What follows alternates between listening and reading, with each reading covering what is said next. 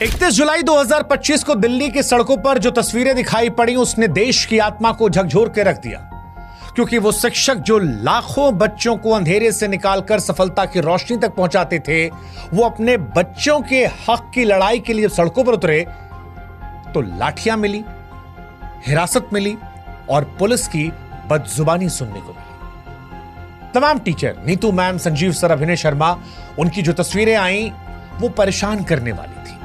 परेशान इसलिए क्योंकि गुरु अपने छात्रों के हक की बात करने आए थे। एक टीचर का टूटा हुआ हाथ दिखाई पड़ा और तब लगा कि ये उस व्यक्ति की चोट नहीं है, उस व्यवस्था की गूंगी बर्बरता का प्रतीक है जो इंसाफ देने से डरती है। सवाल उठा कि क्या यही वो भारत की कल्पना है जो हमने की है, जहां गुरु को सजा मिलती है क्योंकि वो अपने बच्चों के लिए आवाज उठा रहा है? सच कहें तो ये जख्म सिर्फ शरीर पर नहीं है, हर उस मेहनतकश युवा की उम्मीद पर लगे घाव हैं जो दिन रात मेहनत करके नौकरी की आस लगाए बैठा है। ये हर उस माँ बाप की पीड़ा है जो बच्चे को बेहतर कल देना चाहती है। और इसीलिए हम कह रहे हैं कि ये सिर्फ एक प्रदर्शन नहीं है, ये उस व्यवस्था के खिलाफ एक चीख थी जो पारदर्शिता का दावा तो करती है लेकिन सवालों से आंखें चुरा लेती है।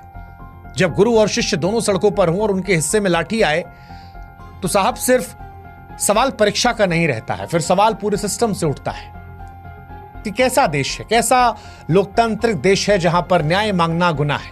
क्योंकि जब शिक्षक और छात्र दोनों इंसाफ की मांग करते लहूलुहान हो तो लड़ाई सिर्फ उनकी नहीं होती है, लड़ाई पूरे समाज की होती है। और आज इसीलिए एसएससी सीजीएल विवाद पर जब उम्मीदें टूटी तो हमें लगा कि आइए इनका साथ दे एक बेहतर भविष्य के लिए।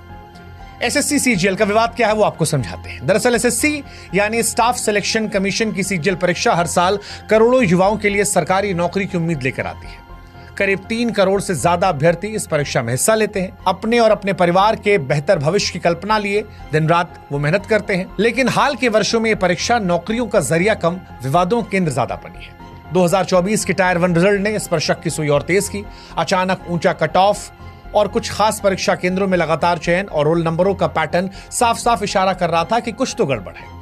छात्रों ने सिद्धांतली माना और फिर आवाज उठाना शुरू कर दिया। 2025 में हालात और बिगड़े। एसएससी की सिलेक्शन पोस्ट फेज 13 परीक्षा के दौरान बार बार परीक्षा का रद्द होना, तकनीकी खामियां और कई केंद्रों पर छात्रों के साथ बदसलूकी ने आंदोलन को भड़का दिया।